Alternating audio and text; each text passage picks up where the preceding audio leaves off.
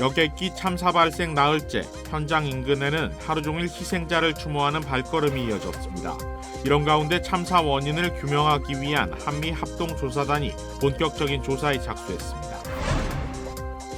도널드 트럼프 전 대통령의 재집권으로 마무리된 올해 대선, 판도를 결정지은 주요 사건들을 되돌아봅니다. 새해부터 캘리포니아주의 시간당 최저임금이 오릅니다. 달라지는 노동법들을 알아봅니다. LA 다운타운 대형 쇼핑몰에서 어제 총격 사건이 발생해 2명이 다쳤습니다. 캘리포니아주 전체 젖소 무리의 약 70%가 조류 독감에 감염된 것으로 나타났습니다.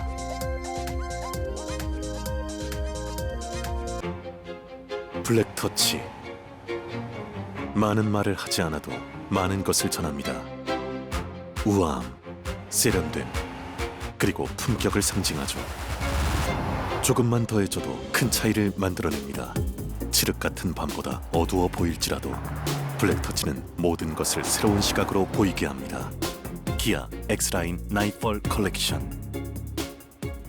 Kia, movement that inspires. 시청자 여러분 안녕하십니까? KBS 아메리카 뉴스입니다. 항공기 참사 소식입니다. 참사 현장 인근에는 하루 종일 희생자들을 추모하는 발걸음이 이어졌습니다. 허재희 기자가 보도합니다.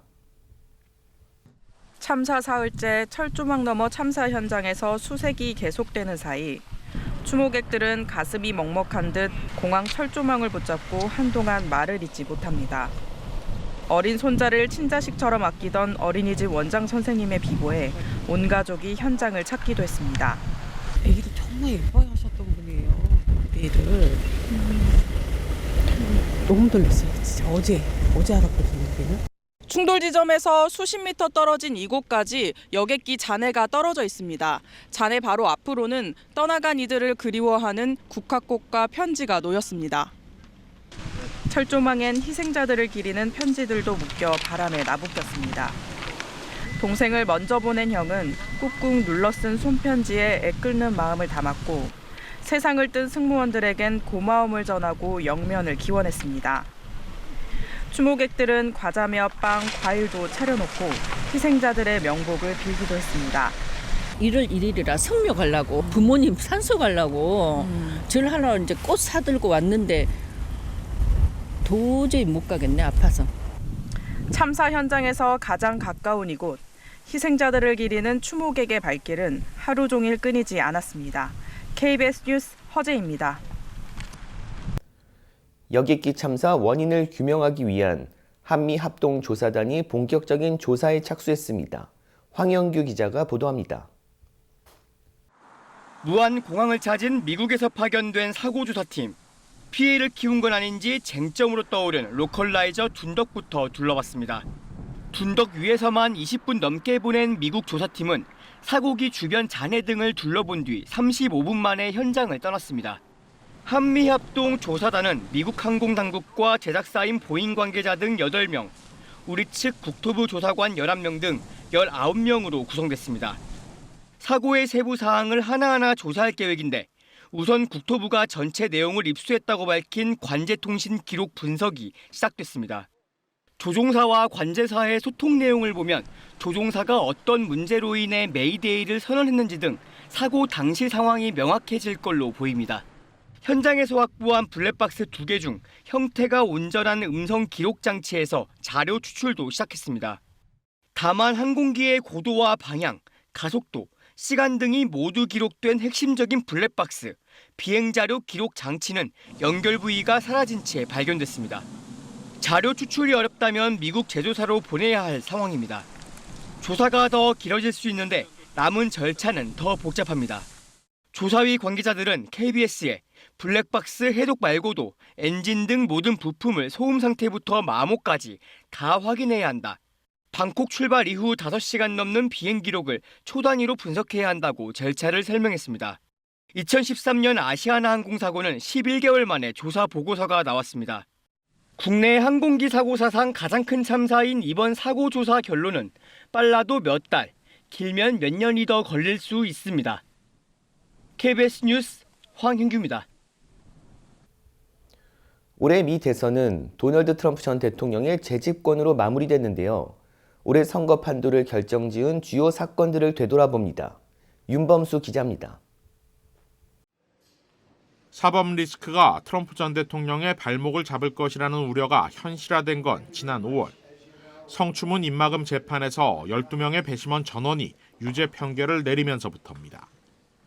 사상 초유의 전직 대통령 형사 기소에 이은 유죄 판결. 최대 4년형을 선고받을 것이라는 전망까지 나왔습니다. 민형사 소송들이 줄지어 대기하는 상황에서 백악관 재입성은커녕 차가운 감방에 들어갈 수 있다는 위기론이 커졌습니다. That meant that for the first time, a major party in the United States was nominating for the presidency a person convicted of felonies in a criminal court of law. 위기의 트럼프 전 대통령을 구해준 건 대법원이었습니다. 가장 무거운 혐의인 의사당 난입 선동, 대선 결과 뒤집기 시도 혐의에 대해 당시 대통령으로서 일부 면책 특권을 인정하면서 사건을 하급심으로 돌려보낸 것이었습니다. 11월 대선 전 이 사건의 재판과 판결이 불가능해지면서 트럼프 전 대통령은 숨통인 튀었습니다. 어떻게 보면 자신의 재임 시절 대법원을 보수 성향으로 재편시켜 놓은 것이 신의 한 수였습니다. A 6-3 majority voted along ideological lines that American presidents have broad immunity for official acts. But the decision left critics 6월 27일 상대적으로 큰 잡음 없이 현직 프리미엄을 가져가던 바이든 대통령이 스스로 찬물을 끼얹었습니다. 4년 만에 단상에서 맞붙은 첫 TV 토론. 어눌했던 발언과 경직된 표정. 81세 고령에 따른 인지력 논란은 한순간에 후보 교체 여론을 증폭시켰고 실제 바이든 캠프 측이 갖고 있던 고민이 여실히 드러나는 순간이었습니다.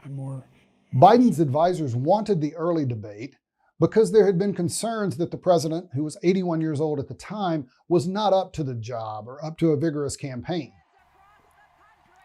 결국 바이든 대통령이 퇴장한 무대 위로 카멀라 해리스 부통령이 화려하게 등장했습니다. 민주당의 성지이자 오바마의 고향, 시카고에서 열린 전당대회에서 해리스 부통령은 대선 후보 지명을 수락하며 민주당의 대선 열기를 끌어올리는 데 성공했습니다. Harris would go on to lose the general election to Trump, but as a black woman and woman of South Asian descent, she still made history as the first non-white woman to be nominated for the presidency by a major party. 수많은 스토리를 만들어내며 진보 진영의 결집을 주도한 해리스였지만 끝내 신이 되어 돌아온 트럼프를 넘어설 수는 없었습니다. 유세 현장에서 불법 이민자 차트를 보기 위해 고개를 돌리던 순간 날아든 총탄. 피를 흘리면서 치켜든 주먹은 올해 대선의 승부를 결정짓는 최대 사건으로 꼽혔습니다. His face was bloodied, and before being whisked away, he raised his fist in an iconic moment and mouthed the words that became a rallying cry for his supporters. Fight, fight, fight. KBS 뉴스 윤범수입니다. 트럼프 2기 행정부 시대 개막을 앞두고 워싱턴 DC는 취임식 준비가 한창입니다. 김지숙 기자가 보도합니다. 백악관 앞에도 취임식 퍼레이드를 위한 임시 가건물이 들어서는 등 행사 준비에 여념이 없는 모습입니다. 벌써부터 많은 관광객들로 붐비고 있는데요. 취임식이 포함된 주말에 호텔 가격은 4배 이상 급등했고 관광 비수기인 1월임에도 최대 100만 명이 취임식에 맞춰 방문할 거란 예상도 나오고 있습니다. 직접 들어보시죠. I just want America to get back the way it was when he was in office the first time. So I'm looking forward to immigration to calm down and gas prices and food prices, everything to go down. 미국 우선주의를 내세운 트럼프 당선인은 취임 첫날 최소 25개의 행정명령을 발표할 예정입니다. 가장 주목되는 건 보편적 관세를 즉각 시행할지 여부입니다. 트럼프 당선인은 모든 수입품에 최소 10%의 관세를 부과하고 특히 중국 수입품에 대해선 60%의 관세를 매기겠다고 밝혔는데요. 수출이 절대적으로 중요한 한국 입장에서도 보편적 관세 부과는 상당한 리스크로 작용할 수밖에 없습니다. 또 트럼프가 혜택을 줄이겠다는 입장을 밝혀온 전기차, 배터리 업계도 긴장하고 있습니다. 안보에 대한 우려도 깊어지고 있는데요. 무엇보다 미국은 주한미군 철수를 압박하며 방위비 인상을 강하게 요구할 걸로 보입니다. 게다가 트럼프 당선인이 직접 북미 대화에 나설 가능성까지 열어둔 상태입니다. 이렇게 시급한 현안이 산적했지만 한국의 리더십 공백으로 정상간 대화는 물론 신속 정교한 대응이 사실상 불가능할 거란 우려가 커지고 있습니다. 캘리포니아주 고속도로 순찰대 CHP가 새해 연휴 강력한 불법 운전 단속에 나섰습니다. 약 2시간 전인 저녁 6시부터 시작된 CHP의 음주운전 강력 단속은 새해인 1월 수요일 밤까지 이어지며 가용 인력을 총동원해 불법 운전 단속에 나선다고 밝혔습니다. CHP는 모든 운전자가 안전한 운행을 할 수 있도록 총력을 기울일 것이라고 강조했습니다. 지난 2023년과 2024년 새해 연휴 불법 운전 단속에 적발된 운전자는 892명으로 집계됐습니다. 블랙터치. 많은 말을 하지 않아도 많은 것을 전합니다. 우아함, 세련됨, 그리고 품격을 상징하죠. 조금만 더해줘도 큰 차이를 만들어냅니다. 칠흑 같은 밤보다 어두워 보일지라도 블랙터치는 모든 것을 새로운 시각으로 보이게 합니다. 기아 X라인 나이펄 컬렉션. Kia, movement that inspires. 새해부터 캘리포니아주에서 새 노동법들이 시행됩니다. 달라지는 법안에 대해 이우수 기자가 알아봤습니다. 내년부터 캘리포니아주 근로자들의 시간당 최저임금이 또다시 오릅니다. 현행 16달러인 최저임금이 16달러 50센트로 오르는 겁니다. 그러나 이미 시간당 17달러 28센트를 지급하고 있는 LA시, 시간당 17달러 27센트를 지불하고 있는 LA 카운티 등 주정부 기준보다 높은 최저임금을 지급하고 있는 지역의 경우 영향을 받지 않습니다. 시간당 최저임금 인상으로 초과 근무 수당을 지급받지 못하는 관리 직급 임금도 일정 수준 이상으로 인상됩니다. 오버타임 제외 대상자의 임금을 선정하실 때 캘리포니아 주 미니멈 웨이지로 계산을 하시게 되기 때문에 2025년부터 오버타임 제외 대상자인 직원분들의 임금은 최소 68,640불이 돼야 됩니다. 1년에. 그리고 한 달에 5,720불이 돼야 돼요.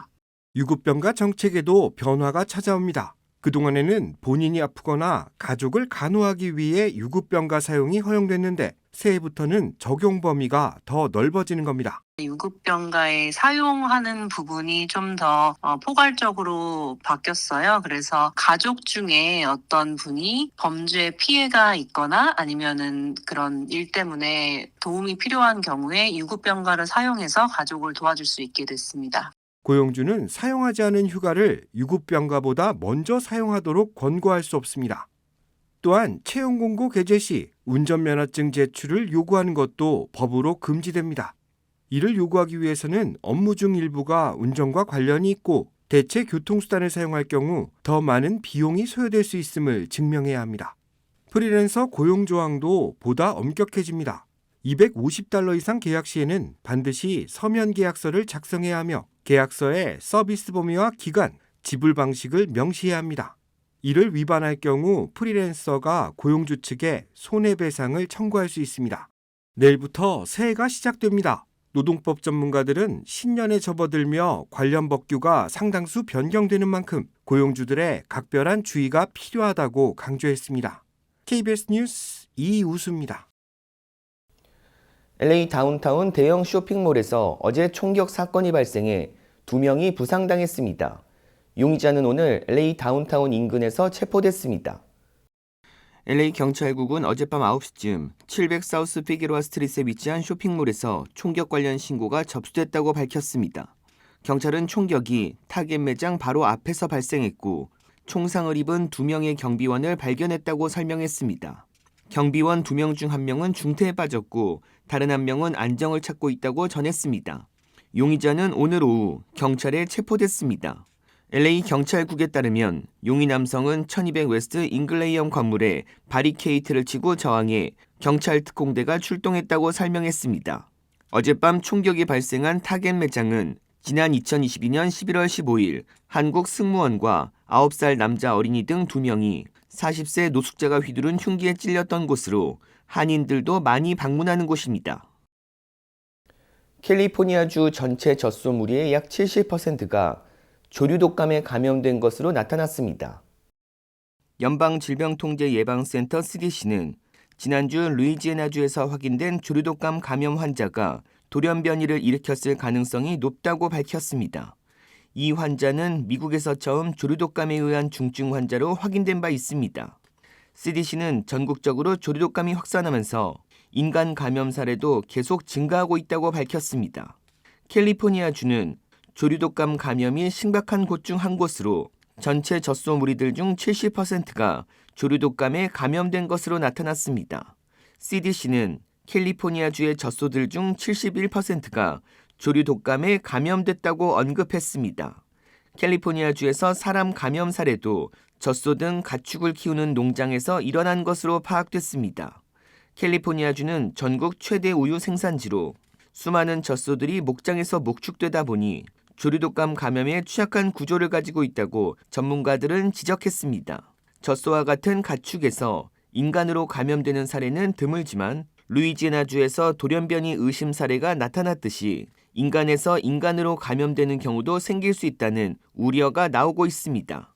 CDC는 적극적으로 대응해 돌연변이 바이러스 출현을 사전에 막아내야 한다고 강조했습니다. 윤석열 대통령에 대한 체포영장을 법원이 발부했습니다. 헌정사상 처음입니다. 여소영 기자가 보도합니다. 고위공직자 범죄수사처와 경찰 등이 참여한 공조수사본부는 어제 오전 9시 반쯤 윤석열 대통령에 대한 체포영장이 발부됐다고 밝혔습니다. 공조본이 서울 서부지법에 체포영장을 청구한 지 33시간 만입니다. 현직 대통령에게 체포영장이 발부된 건 헌정사상 처음입니다. 윤 대통령의 체포영장에는 내란 우두머리 혐의가 적시됐습니다. 법원은 정당한 이유 없이 수사기관의 출석 요구에 응하지 않았다는 점과 죄를 범했다고 의심할 만한 상당한 이유가 있다는 사유로 영장을 발부했습니다. 지금까지 3차례에 걸쳐 정당한 이유 없이 공수처의 출석 요구에 응하지 않았다는 점, 또 윤 대통령에게 내란죄를 의심할 만한 정황이 있다는 것을 인정한 겁니다. 법원은 공수처에 내란죄 수사권이 없어 체포영장 청구는 불법이라는 윤 대통령 측 주장도 받아들이지 않았습니다. 영장이 발부된 뒤 윤 대통령 측은 받아들이기 어렵다는 입장을 내놨습니다. 공조본은 체포영장의 집행 방식과 시점에 대해서는 신중하게 여러 상황을 검토해서 결정하겠다고 밝혔습니다. KBS 뉴스 여소연입니다. 가상화폐 테라 루나 폭락 사태의 핵심 인물인 권도영 씨의 신병이 미국으로 넘겨졌습니다. 몬테네그로 경찰청은 권 씨의 신병을 미 사법당국 관계자와 미 연방수사국 FBI 요원들에게 인계했다고 밝혔습니다. 권 씨는 2023년 3월 유럽 몬테네그로로 도피했다가 현지 공항에서 체포됐으며 한국으로 송환되기 위해 끈질기게 법적 대응을 해왔지만 결국 실패했습니다. 스카이리버 카지노가 새해맞이 경품 이벤트를 포함한 프로모션을 시작합니다. 스카이리버 카지노에 따르면 2025년 새해를 맞아 여러 번의 당첨 기회를 통해 회원들에게 경품 이벤트로 최대 $25,000 상금이나 자동차 콜벳에 당첨될 수 있습니다. 또한 럭셔리 경품 이벤트가 이어지고 대상 추첨은 2월 28일로 한 명의 당첨자를 뽑아 그 자리에서 포르쉐 마칸을 증정합니다. 스카이리버 카지노 럭셔리 경품 이벤트와 새해맞이 행사에 대한 자세한 정보는 스카이리버 카지노 웹사이트에서 확인할 수 있습니다. 제인윤 재단이 캘리포니아주에 거주하는 한인 대학생 27명에게 장학금을 수여했습니다. 제인윤 재단은 한인 대학생 27명에게 $88,000의 장학금을 수여했습니다. 이 장학금은 학업 능력과 정체성, 미래 비전 등의 평가를 통해 선발됐습니다. 장학금 수여식은 지난 27일 샌프란시스코 총영사관에서 열렸습니다. 장학금은 각 학생들에게 $3,000가 수여됐고 최고 득점자 1명에게는 $10,000가 수여됐습니다. 제인윤 재단은 청소년 캠프와 장학 사업을 통해 차세대 글로벌 리더 양성에 힘쓰고 있습니다. 최근 남부 국경지대에서 갱단이 미국 국경을 넘으려고 하고 있다는 정보가 입수돼 텍사스주 당국이 대비에 나섰습니다. KBTV 김현민 기자입니다. 미국 국토안보부는 20일 베네수엘라의 폭력적인 갱단 트렌드 아라과가 미 전역으로 확장하고 있다고 경고했습니다. 이 갱단은 남미에서 미국 국경으로 밀입국을 시도하며 폭력을 행사하고 국경 수비대를 공격하겠다고 위협하고 있습니다. 특히 텍사스 엘파소에서는 갱단원들이 칼과 타이어 철근, 술병 등을 들고 국경을 넘어가려는 폭력적인 진입 시도를 벌였다고 전해졌습니다. 텍사스 당국은 2025년까지 갱단의 폭력적 위협이 계속될 것이라고 경고하며 특히 새벽 시간대에 갱단이 몰려들 가능성에 대비할 것을 당부했습니다. 전직 국토안보부 요원인 빅토 아빌라는 갱단들이 트럼프 대통령 취임 전 미국으로의 밀입국을 필사적으로 시도하고 있다고 지적했습니다. 아빌라는 갱단들이 멕시코 카르텔과 협력해 미국으로 밀입국하며 치안을 파괴하고 있다고 밝혔습니다. 엘파소는 트렌드 아라과의 주요 거점지로 갱단원들이 뉴욕과 콜로라도 등지로 이동하는 경로로 사용되고 있습니다. 텍사스 주지사 그렛 에봇은 이 갱단을 테러 조직으로 지정하고 텍사스가 이들의 거점이 되지 않도록 국경 강화와 인력 충원을 추진하고 있다고 발표했습니다. KBTV 뉴스 김현민입니다.